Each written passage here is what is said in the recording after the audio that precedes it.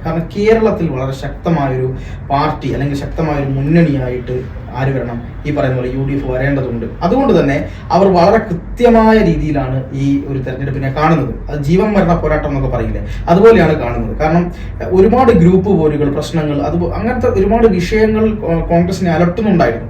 ഇപ്പോഴും പല മാധ്യമങ്ങളും കോൺഗ്രസിനെ ആക്ഷേപിക്കുന്നത് ഈ ഗ്രൂപ്പ് സമവാക്യങ്ങൾ, അതുപോലെ തന്നെ ഈ പല നേതാക്കന്മാർക്കുമുള്ള ഭരണത്തോടുള്ള അമിതമായ താല്പര്യം, എനിക്ക് മുഖ്യമന്ത്രിയാവണം എന്നുള്ള നിലവിലുള്ള കാര്യങ്ങളുണ്ട് എന്നൊക്കെയായിരുന്നു. പക്ഷേ കോൺഗ്രസ് അതെല്ലാം മറന്ന് സീനിയർ ആയിട്ടുള്ള നേതാക്കന്മാർക്ക് ഓരോ ബ്ലോക്ക് വൈസ് ചുമതലകൾ കൊടുത്തു.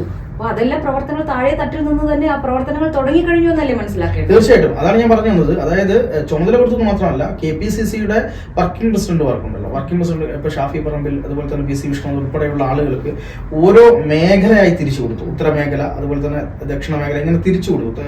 ഇപ്പം വടക്ക് ഷാഫി പറമ്പിലിന് അങ്ങനെ തിരിച്ചു കൊടുത്തിട്ടുണ്ട്. അപ്പൊ അത് അവർ കൃത്യമായിട്ട് പണിയെടുക്കണം.